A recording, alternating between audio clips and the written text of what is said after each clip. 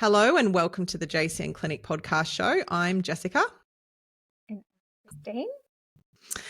And yes, that is the amazing Christine Smith that you hear, who is joining me today, who is one of our clinical nutritionists at the JCN Clinic.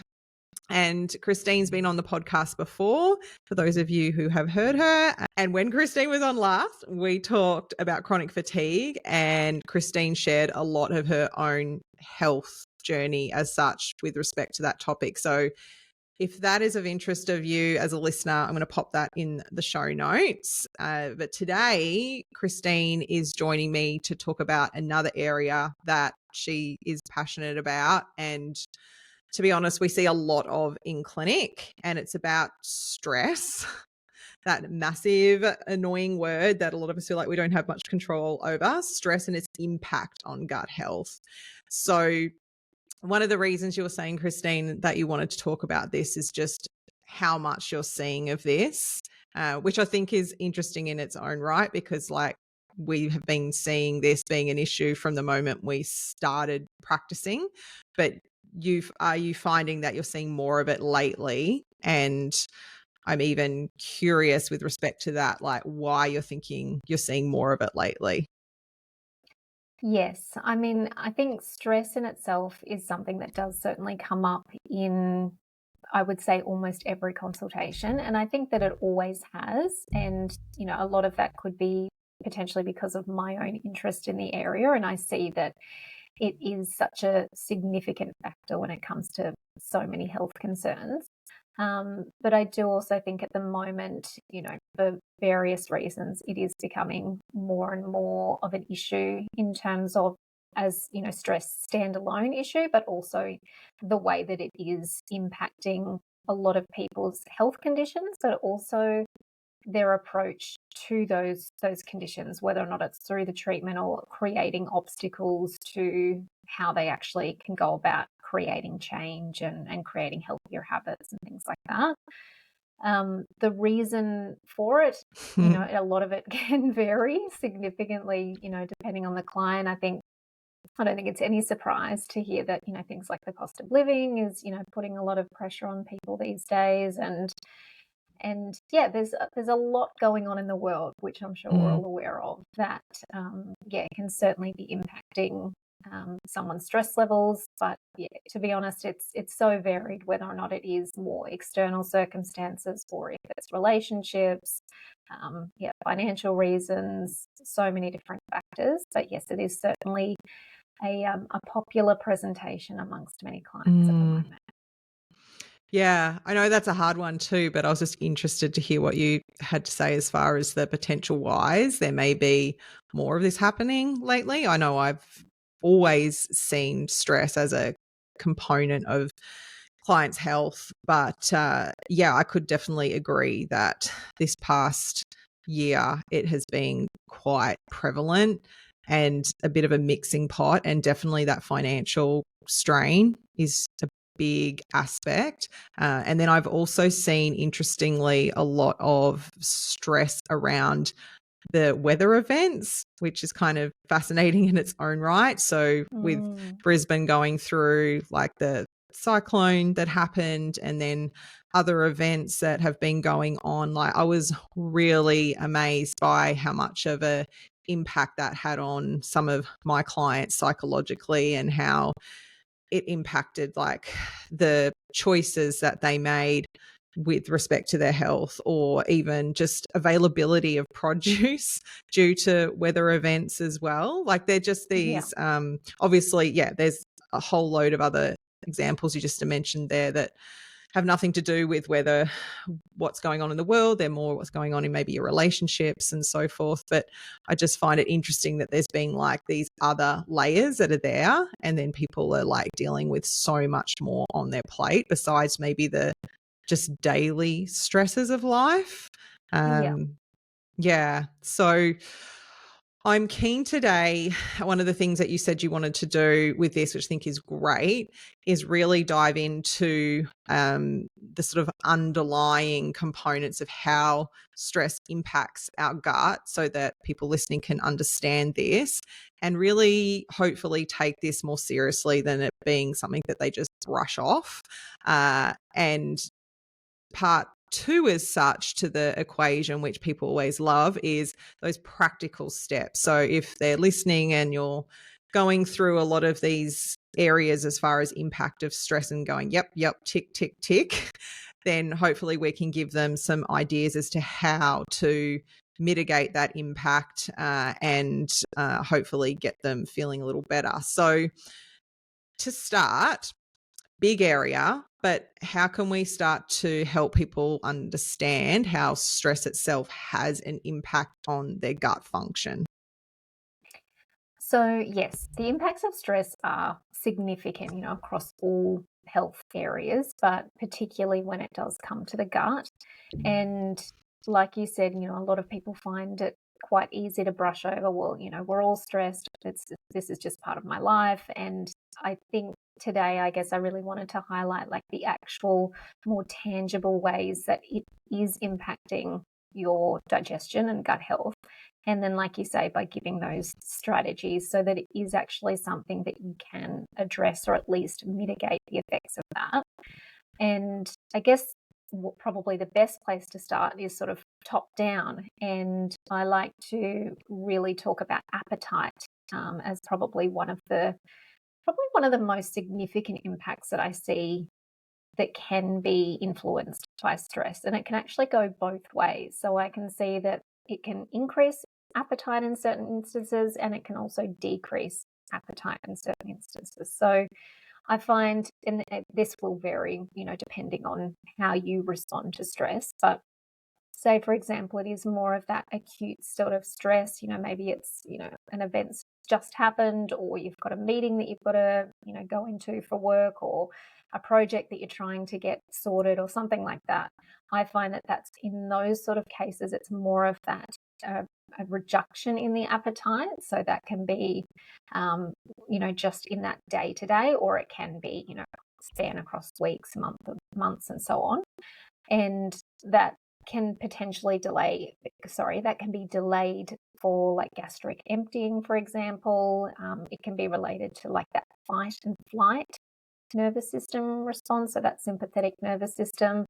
And yes, I tend to see the reduction more in that sort of acute phase stress, whereas the increase in appetite I tend to see in cases where the stress is more chronic, so it's been going on for longer periods of time, and that's where people sort of just associate stress with just part of their day-to-day life. And this can actually be related to hormonal productions as well. So when we're looking at something like ghrelin, for example, which is one of our appetite hormones, so the stress can actually increase that hunger hormone, which then can lead to things like overeating, for example. And I also see that appetite can also be increased and used as more of like a self-soothing technique. So, whether it leads to sort of like binge eating or overeating and those sorts of things as well, that increase in appetite can really present, like I said, with more of that chronic stress picture. The other thing that I thought was really interesting is that when we're having a look at the way the body actually adapts to stress. So if we're thinking it from sort of more of a nervous system picture, when you think about the brain, so the brain actually only accounts for about 2% of our overall body weight, whereas the activity that the brain generates generally uses around 20% of our energy demand. So like if you're thinking about like calories in, calories out. And that's a pretty significant portion when you're thinking about how you're expending that energy. So you might think that you're not doing a whole lot. You might be, sitting at your computer just working away. But if that is particularly stressful and that brain activity is really heightened, so you're using sort of that 20% capacity, that can then drive up that appetite as well. So that's, I guess, another way that stress can influence the appetite, but you may not perceive, or I'm not doing anything, I'm not being more physically active, and that side of things. So that's something that I see quite common, and it really does depend on how somebody perceives the stress and how their body actually perceives the stress as well. So true. I can even think with respect to that, when you have a break from work, as something that I imagine a lot of people can relate to. So you go on holidays, you have a break, and then you come back and it's that first or second day back at work and you're sitting a lot more because you're not on holidays as much and you're at your screen, but your brain is being used and you're thinking a lot again. And it's the appetite, even just as an acute response, like as a prime example of that. It's so notable, like the difference on those first few days. Are like, holy moly, I am so hungry. And it's just that, as you said, that actual like increased brain demand and activity. But yeah, I love how you highlighted both sides of the appetite there, because that's very, very common as far as like that complete lack versus also how we can see people eating more, but also that stress eating as such, in quotation marks, or that like emotive relationship with food that develops too. So you can kind of get these layers, can't you, of where there's the maybe like a low appetite because of the stress. I'll sometimes see that throughout the start of the day, and that kind of fight or flight type response because of the amount of stress throughout their day just naturally. But then by the afternoon is where that more emotive eating can come in, and whether that is driven by appetite finally catching up, or sometimes it's nothing to do with appetite. It's actually the stress eating or like the underlying messages that the body is sending as far as like, help, we need something, give us some sort of quick energy source. So yeah, it's a biggie. What do you think though about that? Like if someone is experiencing that dysregulated appetite with regard to stress, obviously, as far as more the health impacts of that, like I just want to relate it back to the gut. As far as people might be like, oh, well, maybe if my appetite's a bit dysregulated, it might be impacting my weight, might be the first thing that like the average person might think. But, really beyond that, how is it really having an effect on my gut? Like, can you enlighten people a little bit there, how that might with time have an impact on their gut? Yeah. Well, I think when I think about appetite and the gut so much, it's kind of a bi-directional relationship as well. And so when we're thinking about, okay, well, say for example, we're looking at the low appetite, so a decline in the appetite, that can actually be a symptom of what's going on further down the line. So it can actually be a symptom of what we call like delayed gastric emptying.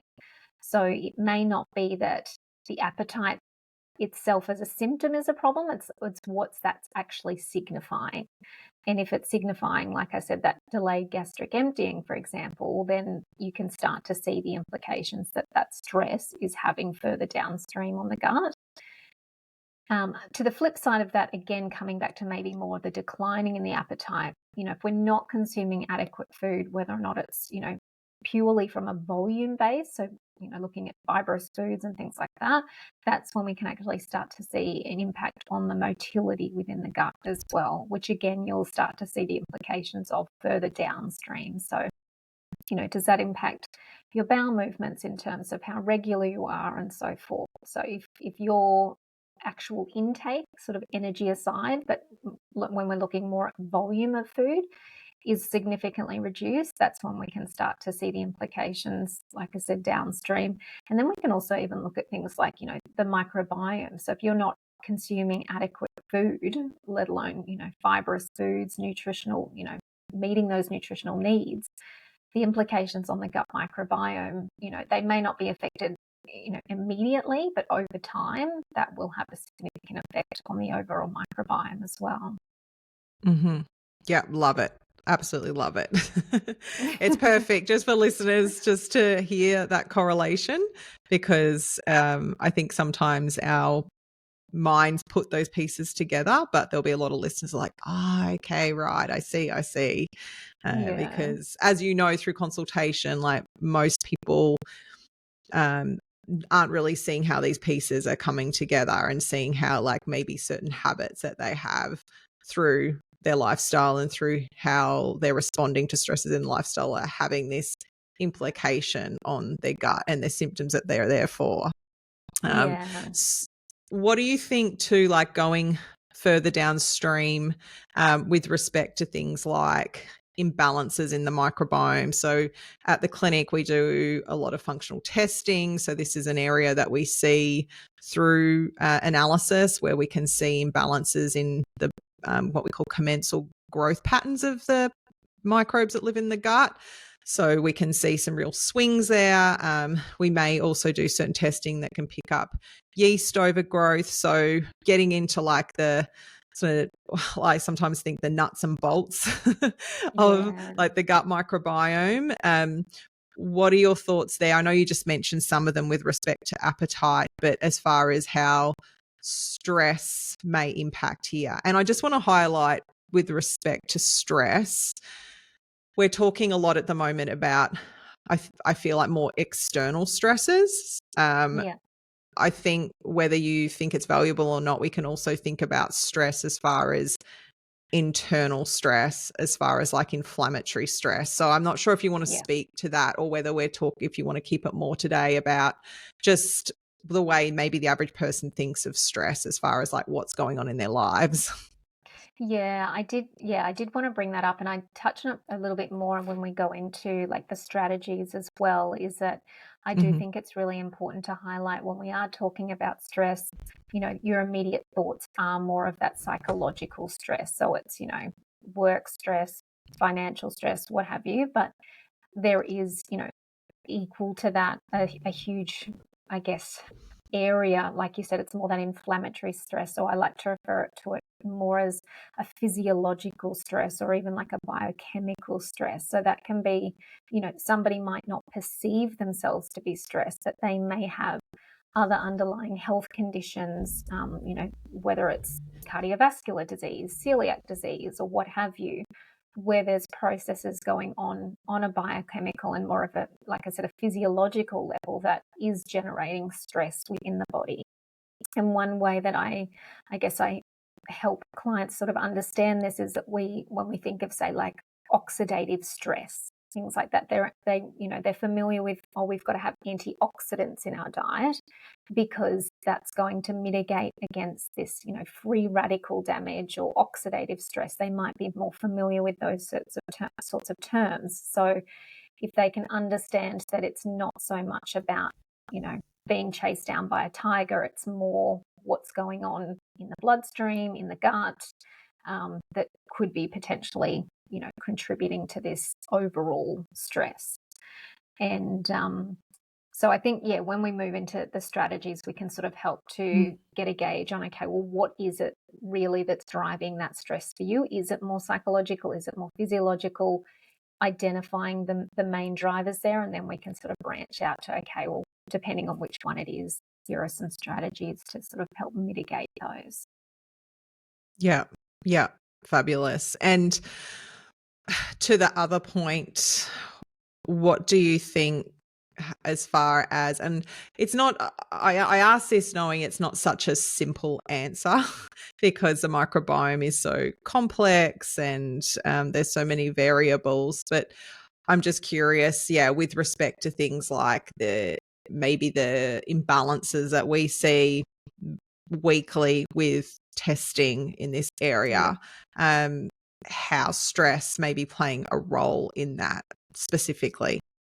So there's probably three main areas that I see it has the biggest effects from what I can see from the testing. So the first of all is basically like a broad spectrum dysbiosis. So when we have this, whether or not it generally from my perspective, I see it more of that psychological stress that, is correlated to sort of nervous system dysregulation. I start to see just a broad spectrum dysbiosis. So we start to see those beneficial species start to decline, and then we start to see the ones that we don't really want to see in too high numbers can start to crowd out the good guys, in sort of lack of a better way of explaining it. But that's probably one of the main areas that I see. Another one that I think is quite interesting, and I know we've spoken about it before on the podcast, is SIBO.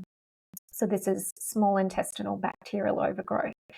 And although we can't definitively see that presentation looking at sort of a standard stool test or a microbiome test, there are indications within that sort of testing that can lead us to believe that that small intestinal overgrowth may be part of the picture. And one of this is through the detection of oral species.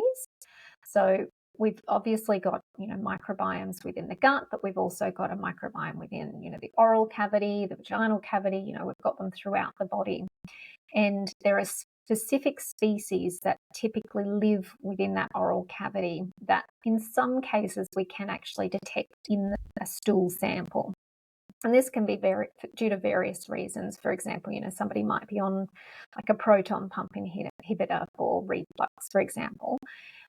However, if they're not, I can see that can sometimes be a presentation of either SIBO potentially, so that's small intestinal overgrowth, or it may be that, which we'll touch on shortly, they don't have the adequate production of stomach acid or digestive enzymes to really basically kill off that sort of bacteria that should have sort of been killed in the stomach acid, for example, that does tend to then make its way down to the large intestine and that sort of main gut microbiome.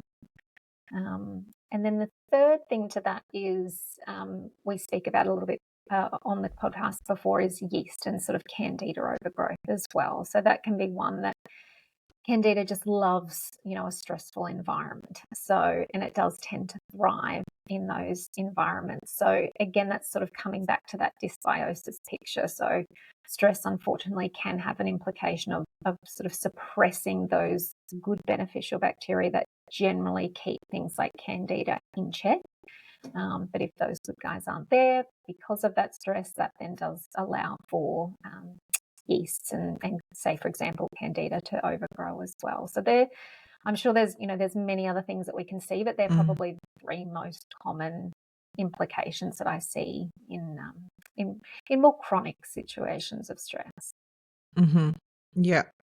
Yeah, for sure. And I think you also mentioned this earlier, but just to highlight how these commonly layer on top of each other with respect to back to appetite. Like I was thinking as you're listing those off, how if someone appetite is poorly or their dietary intake is poorly because of stress, then of course, as you said, then their dietary intake on a daily basis as the weeks and months pass is going to have an impact on their microbiome health. So it's like this negative feedback loop essentially. Yeah. And another thing I was thinking too, when we do look at functional testing, that is interesting with respect to like how maybe stress the system is from a physiological point of view is our immune system is a marker called secretory IgA. And there is definitely a relationship between cortisol and the impact of cortisol and secretory IgA. And just for those who are listening, like this is just a marker. I say just, like I'd fizz over this marker. It's probably one of my favorites as far as if I had to pick. But it's just such a good indicator as far as like how the immune tolerance of the gut is for a person, and really important as far as like whether this is in check, and definitely the ongoing chronic stress can have an impact here. And then again, that sort of negative feedback loop, like as Christine was pointing out, if we've got like a compromised immune system and things are poorly in that regard, then that can open up potentially a space for yeast to be like, ooh, this is nice. I like this environment. So yeah, it definitely quickly can become layers, which is what we see a lot of at the clinic, isn't it? Yeah, for sure. There's never only, it's not 1 plus 1 equals 2 often. It's 1 plus 1 Yeah. equals many. So yes. A 1 plus 1 equals 2 when they happen. Oh, Yep. awesome. Because they're far and few between for us. I know. Now, you mentioned enzymes too. So talk a little bit about that, as far as maybe upper gastric and then also maybe pancreatic enzyme activity too. Yeah. So two of the other main sort of implications I see when it comes to stress is, first of all, the production of stomach acid. And then second to that is the production of digestive enzymes or pancreatic enzymes. So the stomach, obviously, it's one of our main digestive organs, and part of that is the production of stomach acid, which is highly acidic, and that's what's required to help us basically break down our food and then allow us to absorb the nutrients from that. And stress, there's a significant direct implication on stress, and then a reduction in the capacity to produce that stomach acid. And then second to that, like I said, is the digestive enzymes as well. So we've got various enzymes. We've got lipase. We've got salivary amylase. That's actually produced in the mouth as well. So all of these different enzymes help us break down protein, fats, carbohydrates. And if they're not there to then help us break down those foods, and then basically we're not able to absorb these nutrients throughout the small intestine as well. So both of those I do see significantly drop off when it comes to both acute and chronic stress. Coming back to the stomach acid, again, it's almost like a double-edged sword. You do lose the ability to really adequately produce the stomach acid, but then you also can start to see a decline in key nutrients such as many of your B vitamins as well as zinc, which are then actually required to help produce that stomach acid as well. So it's a bit of a cyclical nature when it comes to a reduced capacity to absorb and then produce this stomach acid. So that's when you can start to experience things like bloating, constipation, indigestion, and it can lead to things like nutrient deficiencies as well. So you might experience things like hair loss, weight loss. Your skin health might start to decline. So the implications are quite significant, especially if this does tend to go on for extended periods of time. Mm-hmm. What a lovely picture that paints. I know. It's it actually, I feel like out of all of the areas we've listed, this is probably one of the biggest. And also with respect to this whole feedback loop that we think about, all these layers, whatever we're going to call it, I always think of it as being at the sort of top end of the chain. And then, as you were talking about earlier, that flow through effect as far as the stomach and the gastric acid that we're requiring here. And it's like, well, if this is not happening and not doing its job, then of course everything downstream is going to be affected. And I just feel like this is huge. We see so much of this where usually coming back to addressing like the stress and the major cause of this gastric disruption is so profound, which obviously we'll get into. Is there anything else that you can think of that you'd like to talk about, though, with that direct impact on the gut as far as stress goes, that you wanted to add before we move into how we can start to put practical tips together? So it's just one area that I think we've, I guess, touched on briefly, but when it comes to like more of a symptom picture, so again, one of the easiest ways I sort of describe it to clients is whether or not they do tend to be more constipation or diarrhea, sort of loose stools dominant, is basically that direct implication on the motility within the gut. So again, this really depends on how you respond to stress. So if you tend to go into sort of more of that fight flight stage, or the latest one I think is called fawn, so it's almost a freeze type state. And that's when we can start to see symptoms such as constipation. It may even lead to that SIBO type picture as well, because we're not actually getting that, well, there's a disruption in the motility within the gut, which can then lead to SIBO and that sort of translocation of bacteria. However, you can also go in the other direction, so it can be more of that diarrhea, loose stools, and we all know of someone, or maybe you've experienced it yourself, where you've got something really important or really stressful. You might have to give a presentation, and you want to run to the bathroom because of that motility. And you might also be familiar with the anti-diarrhea drug Imodium, for example. And the way that this actually works is it actually sits on the receptors within the gut to actually, I guess, blunt that motility and to really stop that muscle contraction within the gut, so that it does allow that motility to slow down. So that is probably another, I guess, direct symptom that I start to see, whether or not it is more constipation or diarrhea, but that significant impact on the motility within the gut as well can be quite significant. Mm-hmm. Yeah, no, love that one. And it is quite varied, isn't it? You do see that swing from client to client. And then I would even think of like the client who experiences both aspects, which is often, a diagnostic of something like IBS. And those clients we see that have been categorized as IBS and told stress management is the best way to go about it. And obviously we are talking about stress today, but again, I'm hoping that people are starting to see how there are multiple layers here, and digging in deeper and supporting those areas can often have a really big impact. But yeah, definitely can relate to the stress effect myself over the years with the running to the toilet in areas of extreme.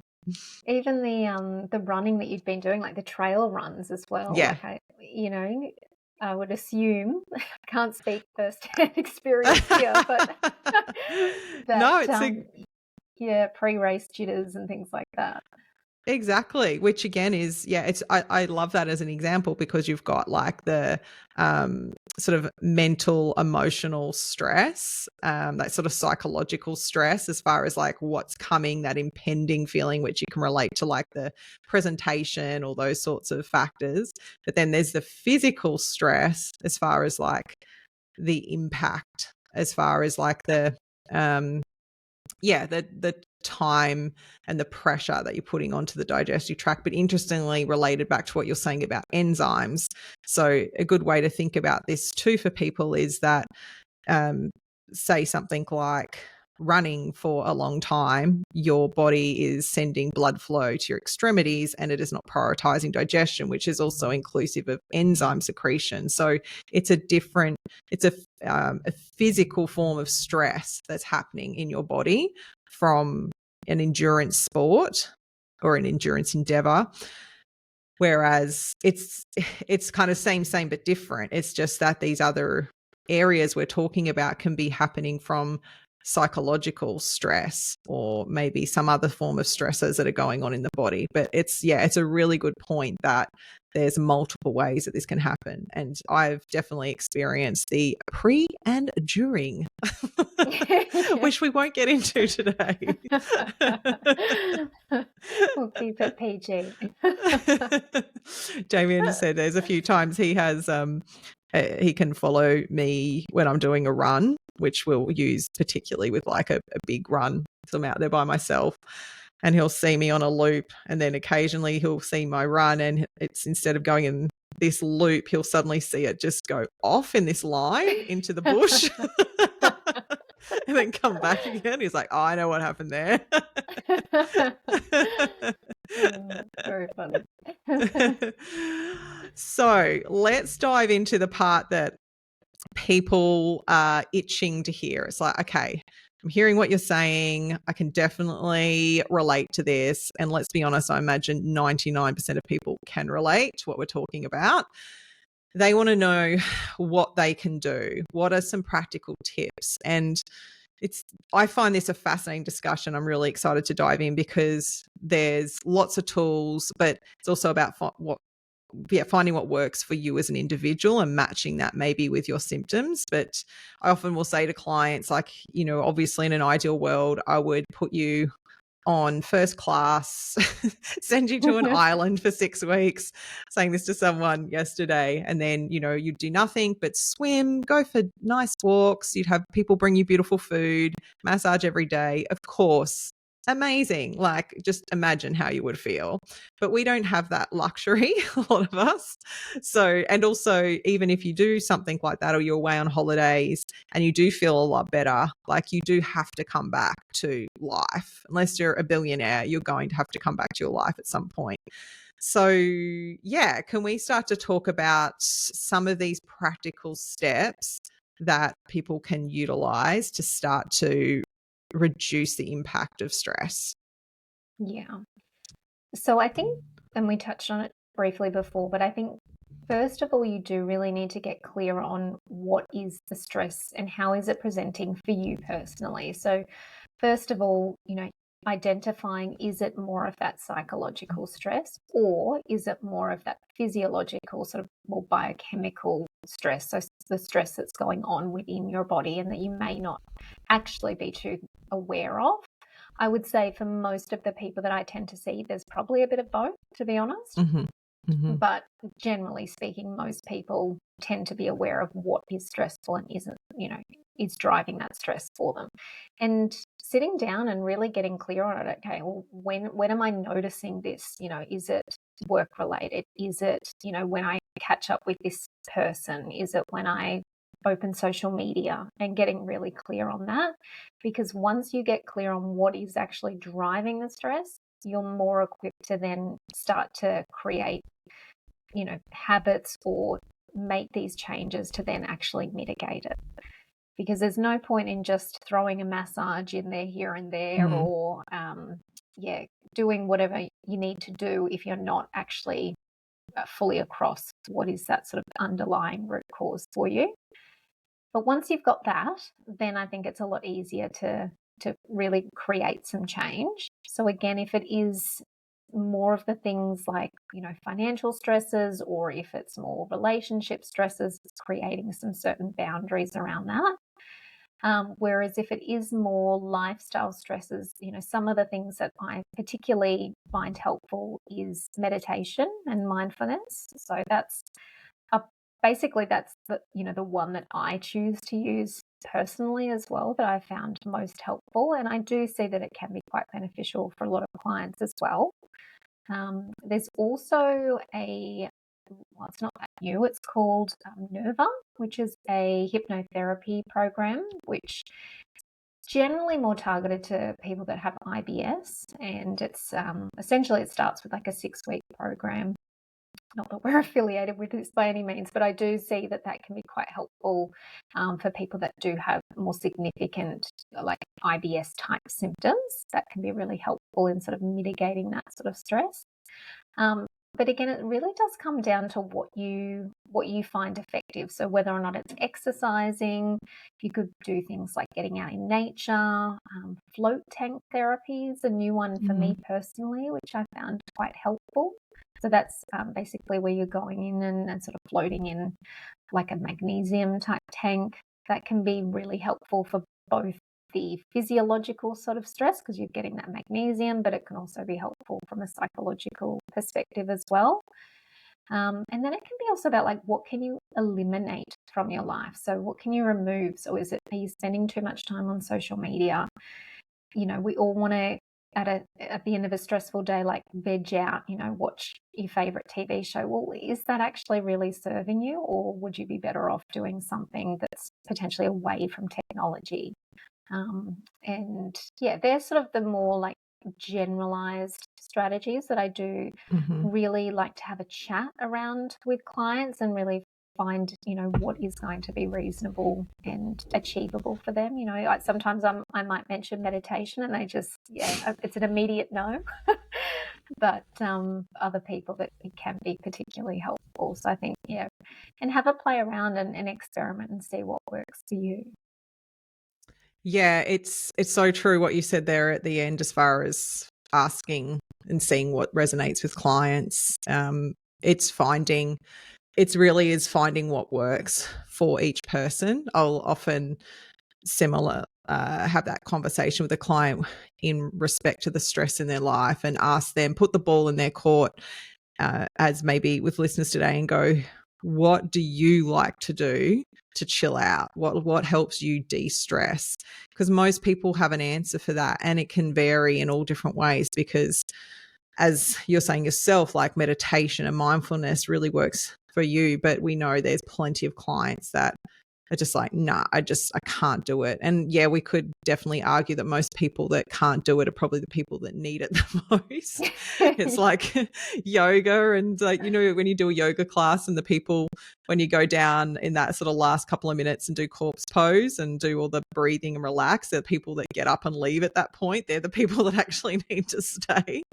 So Yes, exactly. yeah, there's some encouragement depending, but I think it's important for people to think about what suits them, and also to think about like the day as far as like what, as you said, what are those stresses in their day, because there can be multiple factors that are going on, and often a lot of people haven't really even sat down to think about this.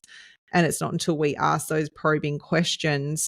But a lot of the time people are very addicted to just living in a stressful environment. Like a lot of our clients, you'll ask them about stress and they're like, oh no, I'm fine, I'm not stressed. But our lifestyle is stressful. Like we innately live in a go environment. We've got multiple devices. Like it's hard to hold our attention for more than 30 seconds. It's ridiculous. So a lot of the people we see in clinic are in a very highly sort of cortisol driven day just by nature. It's just like the addiction of their day.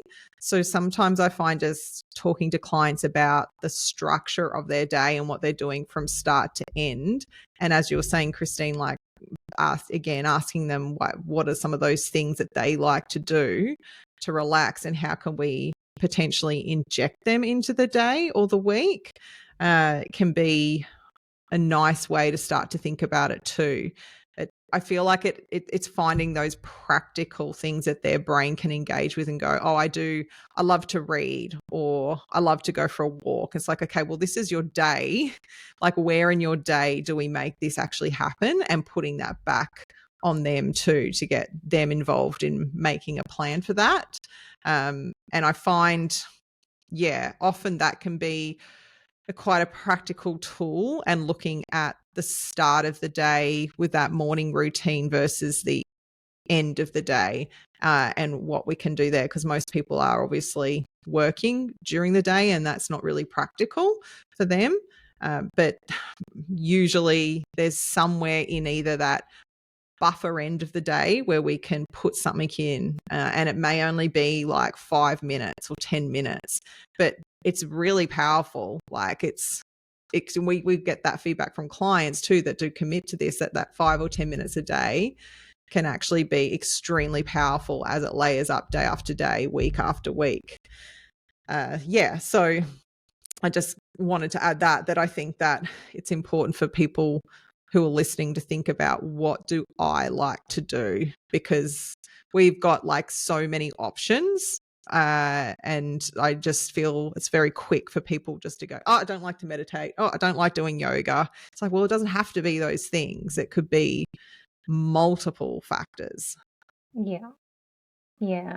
And I think as well, when it comes to finding out what works for you, it's a bit of a trial and error. You have to give things a go and see what does resonate with you and what doesn't. Because there's no, like you say, there's no one size fits all. And it's I guess when we're in practice and we're sitting down with a client, it's almost like when we're talking about food and their diet, there's, of course, we could, give them a handout that says this is what you need to be eating for the next, 6 weeks to treat XYZ, but that's not how we operate. We work very collaboratively, and that actually sits down and then says, okay, well, what's going to be realistic for you in terms of like, is this breakfast appropriate or is this lunch appropriate? And we work basically with you to really create an achievable approach. And that's how I like to approach stress and lifestyle factors as well, to make sure what's actually going to be reasonable for you. Mm-hmm. Yeah, for sure.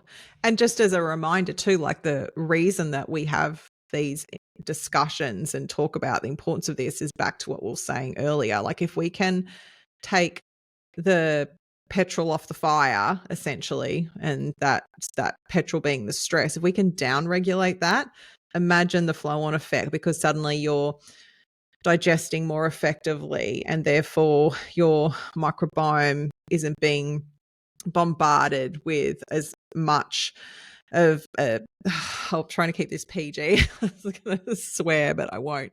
With as much debris, Yes. let's just say it from that respect, that's coming from upstream. Like we're in a state of where we are more readily able to digest and use our food effectively. It's just the best thing we can do. And as Christine said, like, yes, there's other aspects that we can introduce through diet, and we'll talk about maybe things like supplements, but for us, it's so important to make sure, as always, we're dealing with the core issue, because you can't really supplement yourself out of this. And the irony also is, like, I can think of multiple clients where when they've dealt with the stress head on, like their amount of supplement support has come down to such a minimal need. Whereas when they're in a whirlwind of stress, their supplement need is through the roof, and it's all just symptom control. So Yeah.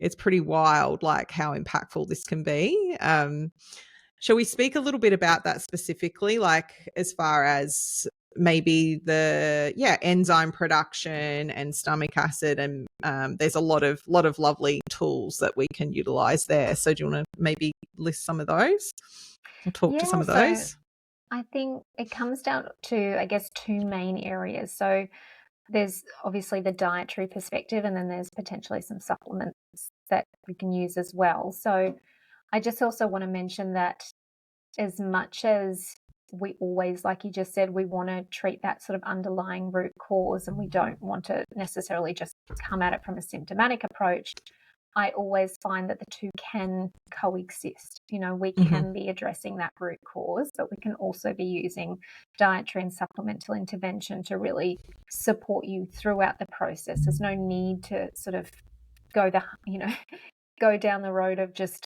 suffering through your symptoms while we tackle that root cause. We can work We're not that to mean. address both. No. So if we start with diet, there's probably, I guess, two ways that I go about it. So I start with looking at what I would eliminate or at least significantly reduce from the diet. And then I also look at what can we include to help mitigate. And I say mitigate some of these, I guess, implications of the stress, but also how can we support digestive function as well. So a bit of a two-pronged approach.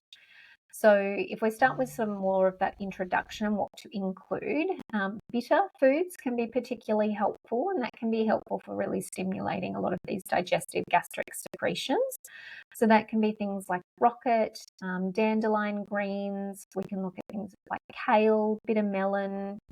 If you want to have like a bit of an appetizer before your main meal, having some rocket, some olive oil, maybe some lemon juice, salt and pepper, that sort of thing. Or you could just simply incorporate those types of foods into your main dish, if you will. I also like to make use of slow cooked foods as well. So again, coming back to sort of more of that digestive side of things. So if we can slow cook our meats, vegetables, even your grains, things like soaking grains, that can really help to, I guess, support digestion and sort of alleviate a lot of the stress or extra energy that's generally required to digest, rawer foods and things like that. Fiber, again, it's not so much more for symptomatic, it's more to support sort of the the detrimental effects that stress might be playing. So it can help to really support the microbiome and, I guess, feed up those beneficial species that we don't want to see decline during these sort of stressful periods. But it can also be really helpful when we're talking about that motility within the gut as well. So if someone's more tending towards that constipation, that slower motility, I tend to lean more heavily on things like insoluble fibers. Whereas if you've got more of that faster transit time, maybe more of that looser stool picture, I tend to lean more on soluble fiber rich foods. Then second to that, there's a couple of, these are, I suppose, more condiments or things that you would not consume, with your main meals, and that is herbal teas can be really helpful as well. So my two favorites are peppermint tea. So peppermint I like to use more after meals. It can be really helpful, like as a digestive support, reduces a lot of bloating that might be present, and it's a nice carminative for the digestive system as well. And then ginger tea I find is quite helpful, more for supporting that motility and really, I guess, firing up digestion as well can be really helpful. And a couple more. The last one is, they sort of go hand in hand. So first of all, there's apple cider vinegar, which a lot of people might be familiar with. I don't tend to use this very often, to be honest. If anything, I'm sort of okay if they want to sort of add it into like maybe a lemon tahini sort of dressing type scenario. The reason I don't like to use it too much is that there's a lot of, there's many caveats around it, I suppose, in terms of its effects on teeth enamel, if you've got reflux, GERD, stomach ulcers, even osteoporosis, it can be a bit problematic with as well. And I'll also throw lemon juice into that same category as well. So lemon juice can be really helpful for supporting digestion, but again, it does have its contraindications. So if you're going to use that as a digestive support, I would say I would use it more in a food-focused approach. So incorporating it, over the top of some fish or some leafy greens and things like that, rather than sort of drinking lemon juice throughout the day. That makes sense. If there's any dentists listening, they'll thank you for that. But it is, you're right, it was a big fad, and I think there's probably some people who still do it. It's before every meal, drinking your shot of apple cider vinegar beforehand, and or your lemon juice, let the lemon in your water and drinking that all day. It's your poor teeth. I know. And I mean, if you are one of those people and you do like to have it, please drink it through a straw or dilute it in some water, or even if you are really wanting it for that sort of pre-meal support, even just considering having it in a small dash of water and having it more of as a shot, if you will, rather than sipping on it throughout the day. Even for sure. From a digestive perspective, that'll be more beneficial. And then in terms of reducing and removing certain foods, so the main sort of triggers that I see are caffeine, energy drinks, coffee, teas, that kind of, I suppose, I don't think that that's going to be too surprising to too many people that they are not really conducive to a calm environment. Coming back to raw foods as opposed to the cooked foods, sometimes that can, I guess, put a little bit more pressure on the digestive system. So by no means avoid raw foods, but just tend more towards those cooked foods as much as you can. And then, have some raw salads, herbs and things like that would be really helpful. Alcohol is another one that I find people don't like to hear when I say if we can reduce or avoid. And then obviously your refined sugars, carbs, that sort of thing, and highly processed fatty foods as well can put a lot of stress on the digestive function as well, especially if you don't have that stomach acid or those digestive enzymes there. I tend to find that can, more from a symptomatic picture, just not leave you feeling too well as well. That's a great list. That's the food side of things. I'm keen to hear if you've got any favorite supplements. No, well, I think that food list is great. Like, I couldn't agree more. And you definitely see people feel a lot better just by making those changes, as far as just food being easier to digest, things sitting easier, those lovely teas. Yeah, I just think that's fantastic. Um, the other thing I just was thinking, and I feel like we've touched on this and really comes back to that mindfulness, and I do see it make a massive difference in this area, is taking 5 minutes, 10 minutes would be amazing, but even just 5 minutes when you do eat your meal to sit, and well, first sit, because a lot of people do just stand up and eat, particularly that classic rushed breakfast, or maybe it's a lunch at work that you're scoffing down at your desk. So get away from your desk for 5 minutes. I always say 5 minutes because I feel like that's really achievable. I'd love if we could get more than 5, but just 5-10 minutes, amazing. Just to actually physically sit. And then when you finish your meal, ideally sit there for a couple of extra minutes before you immediately get up and go. And also how quickly you're shoveling the food down too, because a lot of people in their stress, like everything is like on double speed. So instead of shoveling and eating really fast, I might have mentioned this on the podcast before, I'll talk to clients about putting your fork down like in between mouthfuls, which is actually really hard to do, but it works well. So take the mouthful, put the fork down and chew it. And then once you've finished chewing, you can pick it back up. You're not allowed to pick it up until you've chewed and swallowed. And even if you're eating fast, you'll be amazed how much that will slow you down. But just also with respect to like making those food changes, actually slowing how you eat, but actually sitting down when you eat and taking those few minutes afterwards to just sit there and allow your digestion to do its thing can be so impactful. Like, I've seen huge reductions in symptoms just from doing what Christine was talking about and then layering that on top, like ridiculous improvements where, again, someone's been trying to just do it through just supplements and not getting anywhere. So yeah, I just wanted to mention that one because it seems so simple, but people find it so hard. Like, it's crazy how hard it is. Do you find it hard in your own life? Like, are you quite regimented with that, or do you catch yourself doing it? Because I know I catch myself doing it at points. Yeah, look, to be honest, I'm actually pretty structured around, like, there's a lot that I I don't do very well, but I am pretty good when it comes to that. I'll even turn my phone onto silent as well around meal Oh, you're times. good.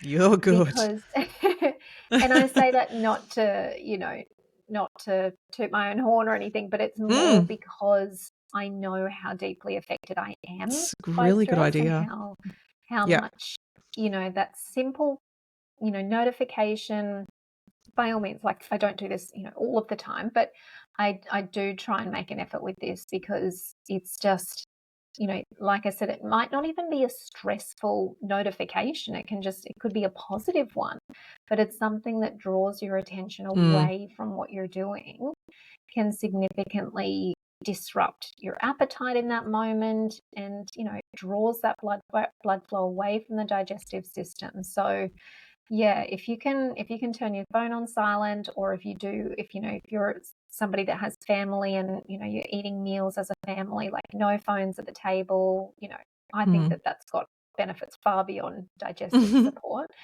But yeah, trying to eat in a distractionless environment as much as you can. I think that in itself, huge impacts. Yeah.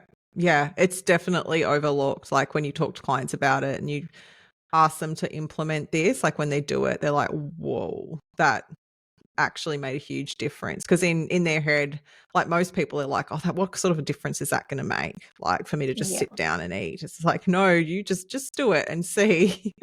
Yeah. Absolutely. It's actually interesting because there's a lot of, well, it's not that recent, but I've heard a lot more about how they suggest to go for walks after meals to support. Yes, same. Like your blood sugar regulation. And I'm always curious to find out about that because I've always suggested, no, you actually sit down and relax and allow your body to digest food. So I'd be curious to look into that further and to see, like, what is that time frame? Like, when can we get the benefits of supporting that blood sugar level, the glucose insulin picture, but not Yeah. enough to then disrupt, the digestive Yeah. support, I suppose. That's a interesting thing when it comes to studies like that, and well, all sorts of different aspects with health. If you've got like your cap on with like one specific area and it's like, okay, I'm interested in just blood sugar control, of course you're going to be like, this is the best thing to do for this, but they're not going to look at any of the outside parameters. So yeah, it is. I totally agree. It's like, well, if you could line both of these up, would you sit for 10 minutes, have your food, stay for 10 minutes, then get up and go for a walk, still get the benefits from blood sugar? And then the person's like, oh my God, like I'm half an hour later with all of this. I know. It's so true. Yeah.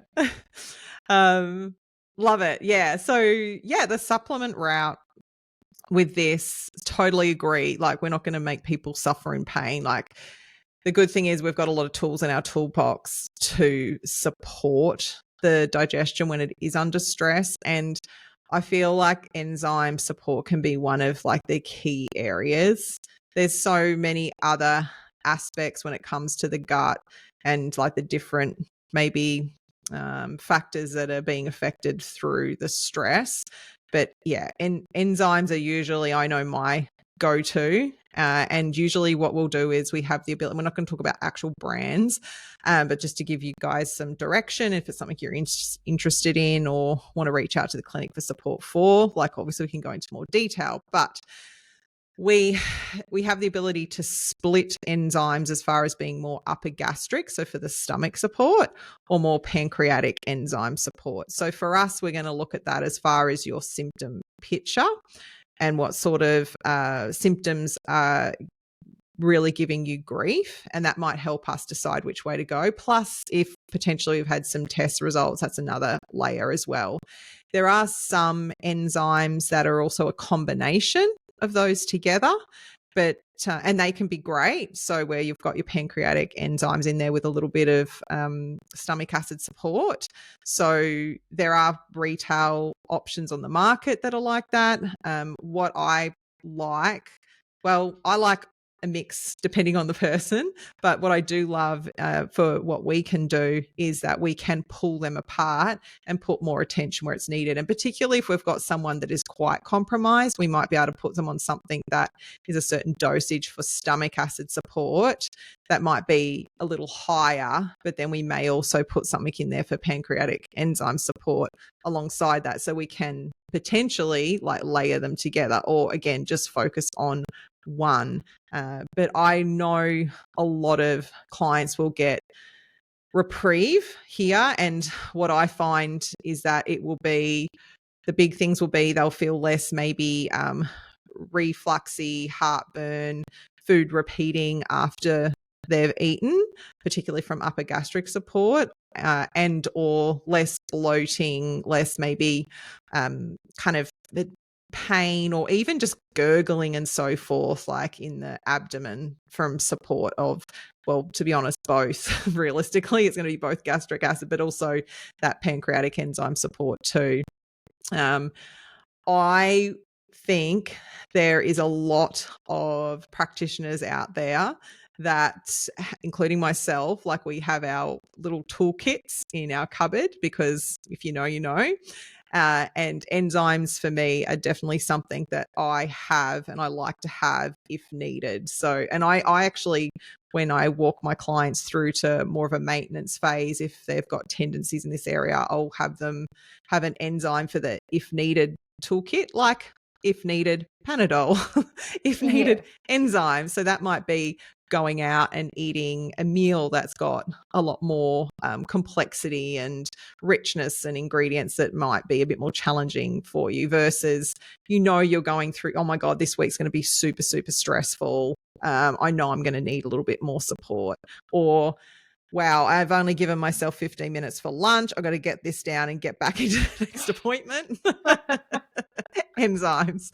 But I highlight that just as far as like, yeah, they're a very helpful aid, but also I think it's very important not to be reliant on them as like your main tool, because we want to deal with, again, the problem and not have you be enzyme dependent. And I don't think that enzymes are always going to be the answer. Like you'll just, oh, okay, everything's sorted because I'm taking a digestive enzyme.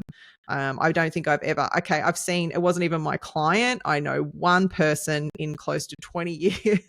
It wasn't my client. It was someone else at the clinic's client that we still are just like, wow, that just took an enzyme to fix the problem. So that's how rare it is. But yeah, what about yourself, Christine? Yeah, I think digestive enzymes, if you're a client listening, you will know that they are something that we do use quite frequently because we do have such a gut heavy focus. And I do tend to use them. I use them in sort of two ways. It can be more of that sort of symptomatic picture, but it can also be part of more of a complex case that we're looking at when we're dealing with, whether or not it is SIBO or candida or something like that. They can really help. They can help from a symptomatic picture, but then they can also help to, I guess, take the pressure off and really facilitate things like nutrient absorption as well, which then, again, coming back to sort of more of that feedback picture, if they're absorbing the nutrients better, then they can produce that stomach acid, which then has that sort of more cyclical effect as well. So, yes, another vote for the enzymes for sure. Yeah, absolutely. And I think as far as other supplement support mechanisms in this area, like in a way, the list is endless. Like we have multiple tools to support the gut, but that's going to come down to individual variances in symptoms. So Christine was talking earlier about maybe what the bowels are doing and how we might be able to support that. And then a lot of this will also come down to if we're dealing with some functional stool testing and we know what's going on in the gut. So there's a lot more nuances there. Another aspect might actually be support for stress itself. So obviously we want you to do what you can within your lifestyle to help you, but we can have additional aids that help calm the nervous system. And that can range from something as simple as magnesium, and some people respond so well to that alone, through to other amino acids that can be really nice for supporting the brain function and calming it down, right through to herbs. So particularly with Rochelle, our naturopath, like often we may bring her in and she'll do some really beautiful, I think they call them nervines in the herb world, nervine tonics. And I know I've got all spectrums of clients where those ones that are just like you give them magnesium and some of the common formulas we use practitioner range, and it's like you've just knocked them out with a sedative. I'm like, I wish I was you. That's amazing. Through to ones that I'm like, no, you need to see Rochelle and we need to go for something more along those lines. And they can also be really, really helpful. I know that Rochelle gets a lot of benefits by bringing that into her work and supporting the nervous system. And I know I've definitely had clients where like over 50% of their support mechanisms nutritionally are built around like say compounds that have got particular amino acids and your magnesiums and so forth in there. And they work an absolute treat because again, we're actually targeting the problem through the supplement more. So yeah, do you find that too? That if you bring in that nervous system support, often it can be from a supplement point of view more effective than potentially giving them something for their digestion.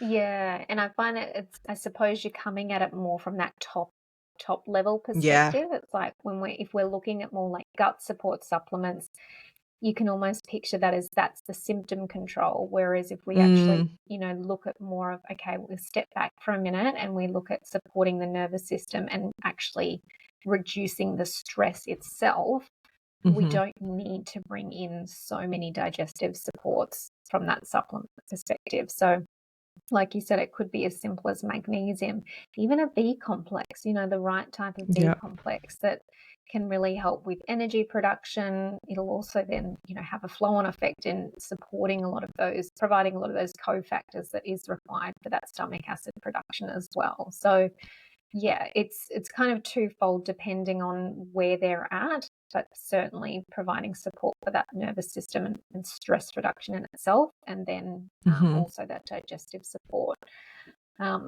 The other one that I do like to use, and I suppose I wanted to touch on it briefly, is because a lot of people will probably be curious, is around probiotics. And probiotics, I do, it's such a big area now. And I think that they certainly have their place in terms of, digestive support, and even from a mental health support, there's a lot more research in that area as well, that how that can actually, downregulate stress and the implications of stress in itself. But I would caution you as to which one that you're using, what strains that you're using, and really getting an understanding of what's actually going to be necessary for you, because they can certainly play a huge role in terms of symptom management, but also in mitigating the effects that stress is having on the gut. But then I can also see the opposite, in that if you choose one that's not appropriate for your case, you can actually worsen your symptoms. If it is more of a constipation picture or potentially looser stools, it can sort of flip you to the other side of things for that. So I just wanted to put that in there in case people are curious around whether or not probiotics do have their place in this. And I would say yes, but very case dependent. No, it's a good point. Yeah, and because there's so much out there that people can just go and buy off the shelf, and particularly if they're having gut issues, and be like, oh, I need a probiotic, and just go and pick anything off the shelf that maybe presents itself in a certain light, and it's just the last thing that they need. So yeah, no, love it. Anything else supplement wise, or should we move on to our last area, which is about the beauty of sleep and exercise? I think that's pretty much it. I mean, there's so many more things we can do from a supplement perspective, but I really think that it does tend to get more down to an individual basis, and really understanding what your needs are. And that's also where testing can come into play as well. And if you have the right testing, and we can really understand what's actually going on for you, we can be a lot more strategic with the supplements that are going to really move the needle for you. That's true. And actually, just lastly, with even testing, like we've obviously mentioned gut testing, but with the stress component, like we do have testing there as well that we can use as far as what your cortisol patterns are. There are even neurotransmitter profile tests where we can look at things like your serotonin production, and just, what's going on as far as how you're potentially producing neurotransmitters involved in keeping you more chilled or helping you sleep or less anxious. So there is quite a plethora of options that are there, but even just starting with like understanding what your cortisol is doing, and even honestly really good general blood work, just to look at like how you're looking systematically from the point of view of overall nutrient status and bodily function, can be highly effective. So I think that's something to consider also, whether it's going to see your GP or like if you're thinking about working with a practitioner, like that's often something that we'll do, is like we'll start with some good standard bloods, and maybe looking at if we need to get a little bit more additional information about what your nervous system is doing, and maybe just how wired it is, or maybe even how fatigued it is, because that can affect how we it will have a huge impact on how we treat,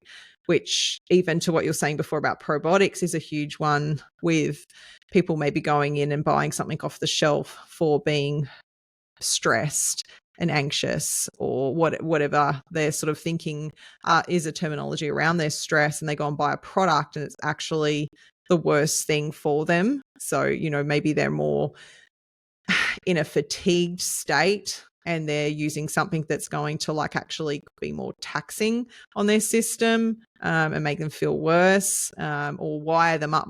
Someone who is actually more of a wired stress, and they're buying something because it presents in a certain way, and then they're actually wiring themselves more, which is very common with herbs as well. And I just feel like there's a lot on the market in that space, particularly as things like adaptogens become more trendy and all of the different mixes that are on the market, and knowing what's right for you. So just be conscious of making the right choice and talking to someone who has the qualifications to help you out than just going off the shelf in this area, as always. But yeah, that's my caveat as per yours with the probiotics. Yeah. So sleep and exercise. So it's hard to have a discussion about this without these two areas. Sleep. It's just, I guess, again, it's like it comes part and parcel with stress. The more stressed people usually are, the less they're sleeping, the more they're waking up, their sleep's dysregulated. There's, I guess, some people out there who are stressed that just sleep more, but I usually find 95% of the time it's the opposite. Their sleep is highly problematic, and it's part of that negative feedback loop. So yeah, what are your thoughts there? I feel like this is a big one, and maybe there's just a few pointers that we can give clients again to help them out here if they are having problems in this area. Yeah, I think sleep kind of goes in the same bucket as stress when I'm talking to a lot of clients. It's Yep, like, well, yep. how's your sleep? And it's like, oh, it's terrible, but it's always terrible, and it can be easily dismissed. And yes, it certainly can be influenced by how stressed you are, but I also find that then if you've had a poor night's sleep, how that also then impairs your ability to actually handle stress as well. So it does have that sort of bi-directional relationship. When it comes to supporting sleep, there are so many things that we can do. I do find that really getting a handle on the stress is probably going to be the first port of call, and really sort of understanding what those main drivers are for you. But again, even if we're looking at, say, from a supplemental perspective, like magnesium can be a really helpful support. I find that switching off your devices at least an hour before bed can be really helpful in reducing that blue light exposure as well. So whether or not you just want to basically switch off your devices, or if you want to use something like blue light blocking glasses, you can change your light bulbs in terms of emitting more of that red light, can be really helpful. And then also being aware of your diet as well around, I guess, throughout the entirety of the day. So really supporting your blood sugar throughout the day can be helpful, but also paying attention to your eating habits at night. Are you somebody that, skips meals throughout the day and then gets home and, eats ravenously because you haven't eaten properly throughout the day, and then that you're eating, closer to that bedtime? So that's then putting more of that physiological stress on the body and the digestive system as well. So just getting a little bit curious around your eating habits. What are the types of foods that you're eating? And even starting to become a bit more conscious of it. So creating like a bit of a journal. Well, I had a really terrible sleep yesterday. So what did I do? What did I eat? What did I watch on TV? Or, and then becoming a bit more familiar with sort of a symptom diary can be really helpful. And that can also be helpful in understanding like what does work. Oh, I had magnesium last night. It was amazing. Or, XYZ, and you start to see those patterns can be really helpful. That's a really good idea. That's a really good idea with keeping a diary around that, because as you say, a lot of people wouldn't pick up those repetitive patterns without doing that, good and bad, as far as like, oh, that actually helped, versus like, well, that did not go down well when I watched that horror movie before I went to bed. That slasher. Yes. I will actually add to that is I'm sure there's a million and one you can get these days, but I use the Aura Ring. Oh, Which yep. is now, and that's, you can use it to track your exercise, whatever, you want, your stress. It's actually quite helpful for that. I personally bought it to track my sleep. Mm-hmm. And so those sorts of wearables can be really helpful for giving you insight to, again, sort of, you can actually analyze the sleep patterns. When am I waking up? What's actually going on here? And that can be really helpful to give you an indication as to what might be disrupting the sleep as well. Like, is it actually stress, or is it like sugar, issues going on throughout the night? So those sorts of things can be helpful to sort of putting that puzzle together for you. Yeah, so true. I was thinking as you're saying that, one of ours here would be, is that a possum in the roof at 3 a.m. every morning?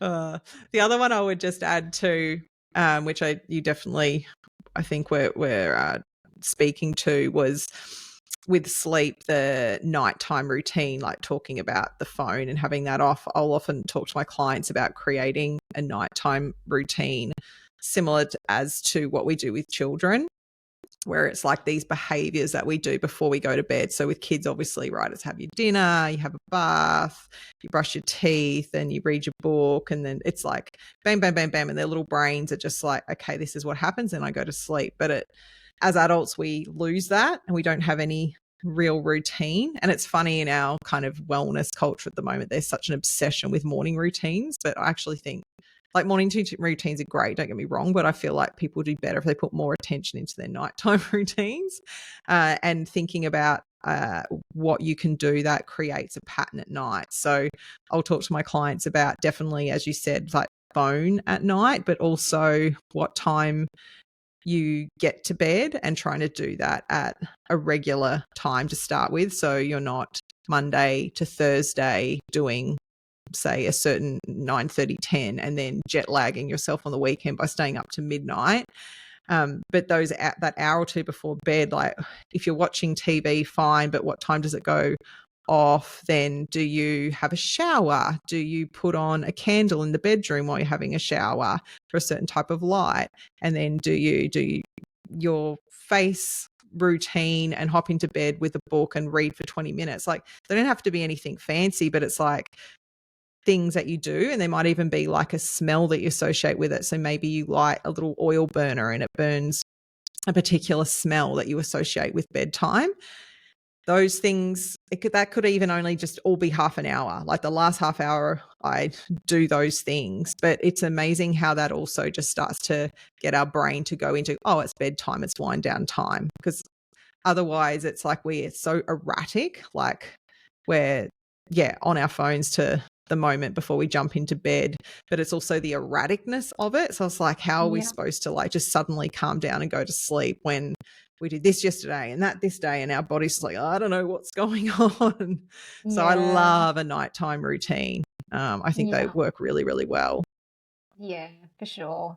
Another thing that I found quite helpful for myself, if you're someone like me that does tend to be a bit of an overthinker and the mind's always going, is if you can, obviously there's kind of two benefits here, but if you can switch off any sort of devices, an hour before bed or whatever it is for you, and sit down and do some journaling, and it, that can look however you want it to look, but it could just be a bit of a brain dump for you, because what I tend to find for myself and for a lot of other people is that, it'll be go, go, go, go, go. And then you'll be like, oh, it's bedtime. So you hop into bed, and then you'll be lying there, I guess, digesting your day from a mental perspective, or planning tomorrow's day. Whereas if you can give, I guess, your brain time to do that sort of brain dump and say, like, this is everything that's on my mind, this is everything that I have to do tomorrow, and you can sort of, I guess, empty the brain and then go to bed on sort of more of a neutral, from a neutral space, if you will, because I'm not sure if this is true or not, but I remember hearing it once, that part of the reason that we overthink, and you'll think, oh, I've got to do this, I've got to do that, and you'll have that thought multiple times, is that it's your brain's way of helping you remember and not forget. Whereas if you know that you've written it down, the brain can say, oh, okay, I'm not going to forget, and it can sort of let it go. So true. Don't know if that's actual fact, but it's certainly worked for me. So yeah, no, I think that's so true. Like, there's a lot of people I know that even will get up in the middle of the night if they're in that Yeah. spinning space, and just literally write down, and then it's like, okay, I've done it now, I can go to bed, I've like got it out of here and I won't forget. Yeah. Yes. So Yeah, for sure. yeah. The last area, exercise. This one's interesting because, again, I think it can kind of spin both ways. So I know you mentioned earlier about exercise, but definitely being one of those practices that we can do, like whatever your mindfulness is. And a lot of, I know my clients, I'm sure yours are the same, do put that with exercise. So it's like going for a walk or going to the gym or going and doing a certain class or yoga. Like, love it. Beautiful. And I think really, really important to find that movement pattern that works for you, because we're in, again, like if we're stressed and we're in our heads all the time, it's like a physical way of like getting out of our head and getting the blood flow moving around our body. Like, it's so helpful. But also, and I'm sure you see the same, like it can spin the other way where we can have an excessive amount of exercise where people are actually more jacked up on like the again, like the cortisol and the adrenaline, like it's just always sitting at this really high level and this high load that then has an impact on the digestive system and creating, like, again, it's a stressor in its own right. I often say to clients who train a lot, you need to remember that when you are exercising and training like you are, it is in its own right an inflammatory process, like particularly when you're like breaking down, like you're doing all these little micro tears in muscles and you're breaking things down, like there is a repair mechanism that comes in and an inflammatory process, that's fine. Like that's part of how things work, and we get feedback and we grow stronger muscles or we get more endurance or whatever it is, but it has to be done in a way that is still supported for you as an individual, whether that be through like food or whether that be through your lifestyle, like multiple factors. But I think there's a fine line these days, particularly, I was going to say particularly with women, but no, I don't think it's just women. I think with men too. I've seen it with male clients where it can quickly push to the other side. And they're like, why am I having all of these issues? Why is my gut in such a mess? And it actually can be because of how much they're asking of their body. Do you see both sides clinically yourself? For sure. I would say that I tend to see more often that the people are in that sort of go and doing more high intensity type exercises, which, I think it kind of lends itself to they're the people that are, working those high paced jobs or high stress jobs as well. So it does tend to sort of all fall in that same category. And I think, like you said, I really do think that there is a place for both. I think that sort of more higher intensity training, whether or not it's, a HIIT session or going for a run here and there, I think as a way to expend a lot of energy and sort of release any frustration, more of that sort of like emotional release, I think can actually be quite helpful. However, I would say more often than not, I do see that it is overdone, and it's not helping their nervous system and like their cortisol production and things like that. But then it's just not helping from a digestive perspective as well. So I do think that, it certainly does have its place. However, more often than not, I am always recommending a different form of exercise. So still allowing them to experience that, I guess, exercise like euphoria, that high that you might get from it, but doing it from a lot lower intensity activities. So things like yoga, yin yoga in particular. I know that that's not intense in terms of, expenditure, but it's just so restorative for the body in terms of a stress perspective. I could just talk about it all day, every day. I think that's one of the most amazing things people can do. Yin yoga. Yeah. Or restorative yoga. Because I think it's also, and any yoga, to be honest, I think is helpful because for those people that do like to be active all of the time and they don't want to sit down and do meditation, for example, they can still feel like they're doing something, but they're still reaping the benefits of that.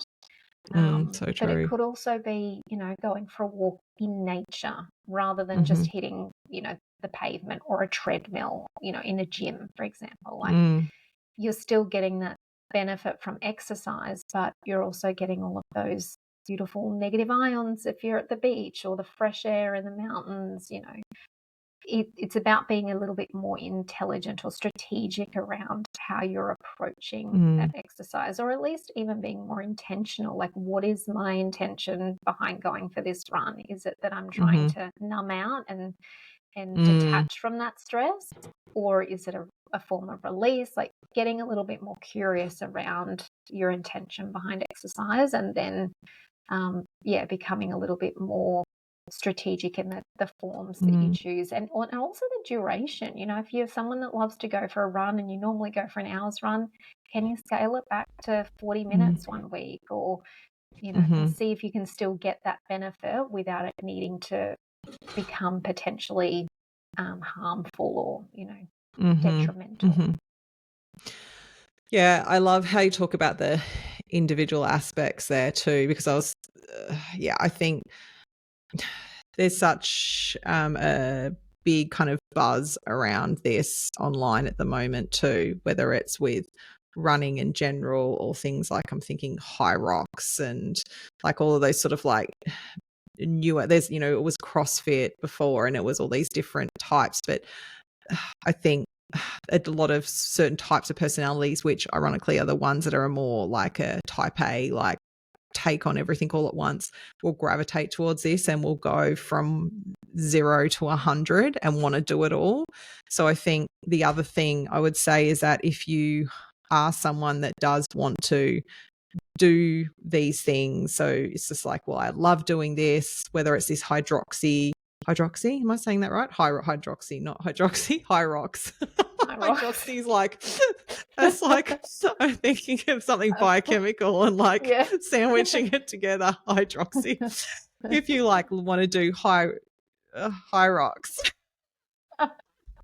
if you want to do high rocks, or you want to run a marathon or whatever it is, or a half marathon, it's like, make sure that you do it with guidance. Like everything we've talked about today, get professional if you can afford it, or like look at reputable support mechanisms maybe online, where it's something that is like a slow and steady build, and listen to your body and all of the things that we've talked about. If your body's screaming at you in the ways we've talked about, it's obviously not working for you.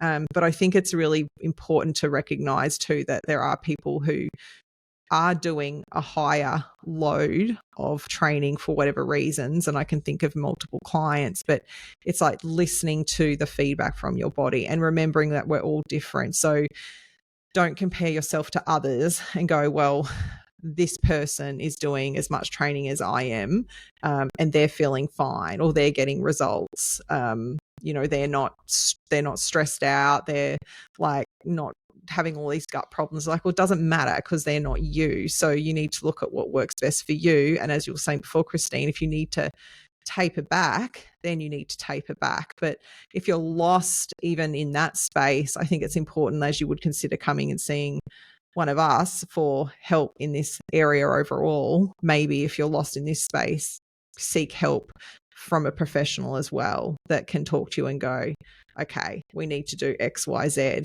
And I know personally for me, through my own last couple of years, like that's been highly important as far as like how you scale things up, and you don't go from 0 to 100 unless you want to put yourself in a seriously stressed environment all round, physically, emotionally, physiologically, like every aspect. But I think it's a really important area of discussion, because this is very, very common, like too common. And I think, again, we can have social media to thank for that.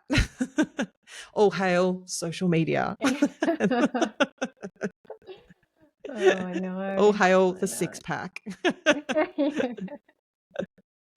Is there anything else? I feel like this has been a really hopefully helpful conversation, and I feel like we've given a lot of good tools, a real mixing pot of tools and things for people to think about, simmer on, consider making changes in their own lives to help out. But anything we've missed or that you wanted to add before we maybe move on and finish with recommendations, which I'm sure you haven't thought about and I haven't thought about, but we will bring them up from somewhere.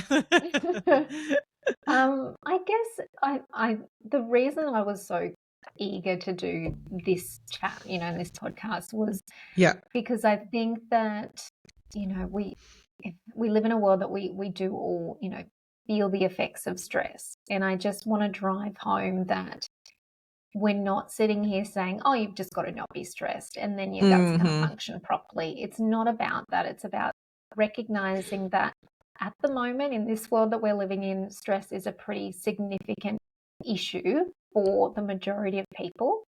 So it's about recognizing that, getting some clarity around like what it is that's driving your particular stress, and then getting clear on, okay, well, this is my reality right now. How can I go about mitigating that stress and what strategies can we put in place? And if that sounds overwhelming for you, that's, where someone like a clinical nutritionist might come in handy and help guide you on that path. I know that when you think of a nutritionist, stress or lifestyle management is probably not the first thing you think of, but for a lot of clients, there's sessions where we don't even talk about diet. We're literally just talking about lifestyle factors and stress management because it does play such a significant role. So I just really wanted to drive that home, that it's not about eliminating the stress. It's about recognizing how it is impacting you and then formulating, I guess, a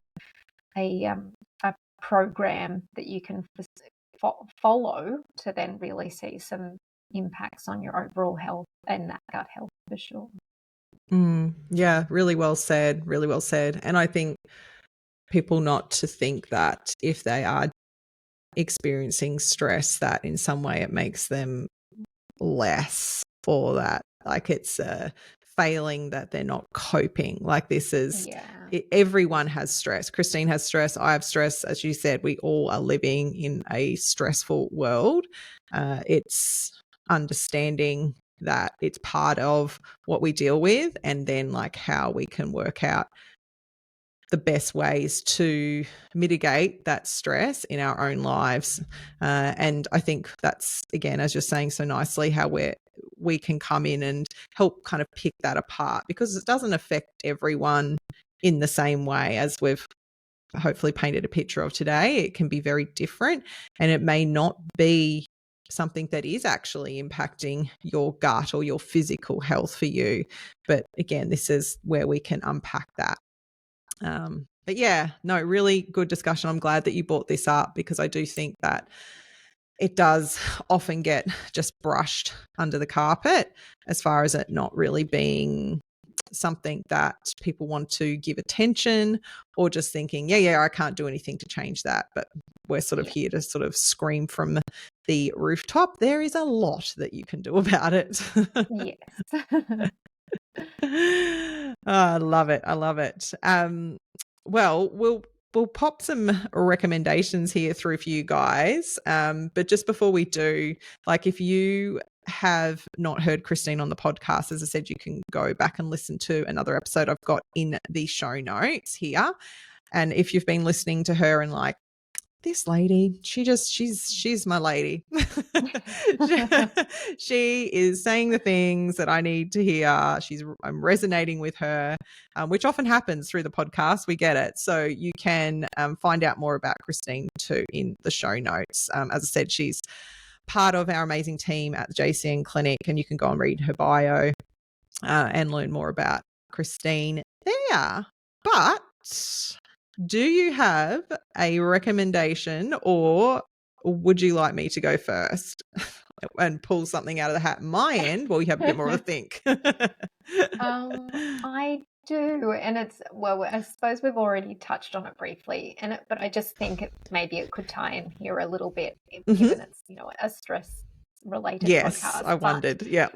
I am very much a yoga lover. And so I do think that if you've got the means and the ability to investigate a yin yoga class, I do think that it's not something that a lot of people may be familiar with. So if you're not familiar with yin yoga, so essentially you're not doing a whole lot. Like, you're on the floor and you're in holding poses for like 3 to 5 minutes. It's like one of the most relaxing, and in some cases it can be a little bit challenging depending on the pose, but I find it's just so beautiful for the nervous system, and I find that it is accessible for most people. So if you've got a clinic that's near you or a studio that's near you, you can even have a look. I'm sure there's plenty, online that you could do as well. But I just think as we're coming into winter, it's a really nice, gentle, restorative thing that you could do. And that's probably my recommendation at the moment.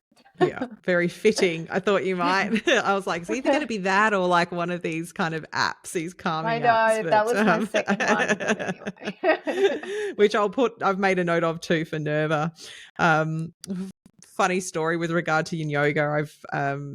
I feel like I've done aspects of it definitely with the yoga teacher I used to have in Brisbane. But when I was still living in Brisbane, my sister-in-law came to visit, and she was really into yoga at that point. I'm like, I'm going to book us in to go and do a yoga class in the city. We're going to the city. We're just going to do a few things and go do a yoga class. But like, from a yoga point of view, that was more like that hatha yoga sort of like, movement. I can't think of anything. Yeah. Vinyasa. Is that another type? It's been a while. Yeah.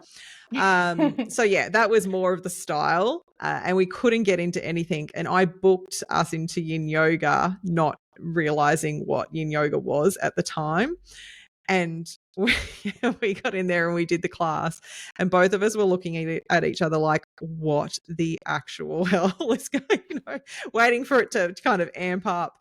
But once it finished, because of, as you're saying, like holding these poses for 3 to 5 minutes and we're just on the floor, we both got up and were like, whoa, like just felt completely just so zonked out, like almost off your face, just so calm and amazing. It was like, holy moly. But then we left, and because she was in Brisbane, it was like a thing. Our last thing we hadn't done was go to Noosa Chocolate Factory. So she was amped. So we went from this really lovely, sedated stage to Noosa Chocolate Factory and went and got like hot chocolates and drank all of this like chocolate drink with sugar in it, and just went from 0 to 100 with this massive stimulant. It was the worst way to have done it, because we just like killed all of the benefits. Well, zen. Probably not all, but all the zen was gone. But it was beautiful. Like, it was profound. It reminded me of acupuncture. Like, I find if I have acupuncture, there is nothing that will zen me out like someone putting those needles in me and leaving me for half an hour or so and coming back. Oh, particularly if they use Moxa, I'm gone. Like, often they'll come back and I'm snoring. I just think it's the most beautiful thing, and it's like that zen that just completely drops the stress out of your body. And it's actually quite confronting, because it makes me realize when that happens how much my brain is like on because when it's off, it's like a completely different Jessica. I'm like, oh, that's a bit scary. And a lot of people probably wouldn't even know what that feels like. If you're one of those type A people that is just constantly running on this low grade stress or high grade stress, then I think it would be quite transformative for you. Certainly. I've actually had some clients in the past that I've given supplements to from a calm point of view who have come back and said, I don't like that. It made me feel really, really weird. And as I've probed them more, what it was is it actually did exactly that. It dropped the cortisol down, the adrenaline down. It made them feel more calm. And they were so uncomfortable. They were like, no, that did something weird to me. I was like, wow, that's amazing. It's so interesting, isn't it? It's just, Fascinating. And just now that you said that, acupuncture is probably another good one to throw in from a strategy perspective, because I think it's got that sort of twofold. You're getting that more psychological stress relief, but then it does also have, plenty of other health benefits, and they can also work on digestive function as well. Yeah. So Yeah, I love it. Be one to throw in the mix, I think. Yep. I was thinking kind of two. One is just off the back of what you're saying about yoga, and I'm looking at my phone wondering if it still exists because it's been a while, but I used to use a free app called Down Dog, and it was a yoga app. Do you know of that? I used to use it too, but I don't know if it still exists. I feel like I might have done a search for it a while back and I couldn't find it. So it may still exist. I'm not sure. I mean, I'm sure. Oh, there we go. I'm sure that there's still a million. Oh yeah, no, it's still there. Is it? Still yeah, there? It's got the little dog on it. Take a breath. Oh yeah. But I know you could do it free. Like it does ask you to pay, but you could hit like can't afford Down Dog. Makes you feel like you're I was going to say a pleb. Can I say that on here? But yeah, I can't afford it. You hit that and essentially I think you can go in and do it. I'll double check that. But I found that really effective, and you could choose different types, and it definitely had those calm options. And then you could say, I've only got 10 minutes today, or I've got half an hour. Like that was beautiful. But if there's not that, like definitely there's beautiful apps that are out there if you can't get to a studio. The other one I'm going to recommend has nothing to do with any of this, but in a weird way, maybe it does, because I found it its finish very relaxing and really got myself and Damien thinking about like when you rip and strip everything away, like how people would be and how it would change them. And that's the latest season of Alone, the Australian Alone. So it's just finished. And do you know Alone? Have you heard of that? Okay, so I do live under a bit of a rock, so that doesn't mean anything. So I imagine most people do, but just in case. And one of our running commentaries in this house is that Carissa would be amazing on Alone. So they take 10 people and they put them somewhere completely isolated. So the Australian ones have been in Tasmania, and they're completely by themselves, but they're trained before they go with how to use video just to record themselves. But they've all got different types of skills. So some of them are hunters, some of them are I can't even think of the different, like some of them are just really well trained and versed in like eating off the land as far as vegetation, all sorts of different aspects. But the concept is that they are there by themselves, and slowly people do drop out, but they don't know when people drop out. Like the people left don't know. So it's like how long that last person can last there until they're number one, but they don't actually know until people come and tell them you've won this show, essentially. Wow. But they're there for months. Like it goes on, and they have to they have to build their own shelter, they have to find their own food, and they're stripped back to nothing. Like literally all they have is the clothes they came in with, like their sleeping bags or whatever they've had from that aspect. But it is so amazing and raw in that it just strips you back to like what's important in your life. Like obviously a lot of them have family, and all you have to eat is what you can find to survive. And it's really interesting how medically things get challenged as people are losing weight, or there's different things that happen. They get food poisoning from eating things that they shouldn't. But it's really interesting in like the psychology of humans and also these different personalities. But I do love, like, it's an extreme version of what we've been talking about today, where I've looked at it from the lens of even different clients or different people in my life, where I've thought, wow, imagine if I got this person who has all of this stress and worries, which I look at from the outside, I'm like, you just need to chill out. Like it's not that bad. Life's not that bad. And put them in that scenario, be like, I wonder whether that would be like the ultimate psychology, just to help people go. And you see people in the show do it. They just have complete breakthroughs of just like, wow, this is what my life is about. I want to be here, or this is what I want to do. It's really, really amazing. And I think Carissa. Carissa would be so good at this show because, like, you have to be good being by yourself, like great with fishing or hunting, probably killing things. She'd be fine. The running joke is like it would just be constantly just like beep beep beep beep. Although the Australian one's pretty good because they do just let people swear on it. And there's the recent one. There's a I won't spoil who wins, but there's a guy on here who's very stereotypical Australian, very, very bogan ochre, name's Muzzer, and he is next level. I think he's Carissa's spirit animal. Oh, that's so funny. It's so funny it's you really say good. that though, because it was a couple of weeks ago, Chris and I went and we did the headland walk and did a walk by the beach, and we were actually talking about this. I can't remember how we got onto the topic of it, but I said something along the lines of, if it came to us needing to fend for ourselves and, hunting our own food, I said, I just couldn't do it. I'd be vegan 100% of the way. I said, I could potentially be, like kill a fish or something, but that'd be a stretch for me. I said, I'd be gone in, days. And I think she said something along the same lines that she'd certainly be able to do the fish side of things, but I think that'd be probably the extent. So who knows? That's so funny. No, I'll have to check it out. Yeah, it's really good. It's really, really good.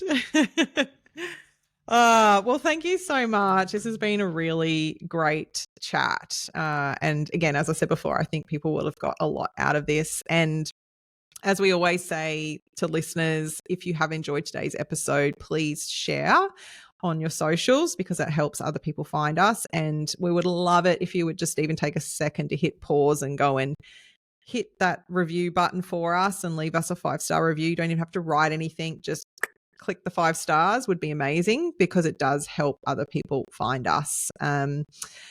But other than that, thanks again, Christine, for jumping on with me. And I promise that Christine will be back sooner.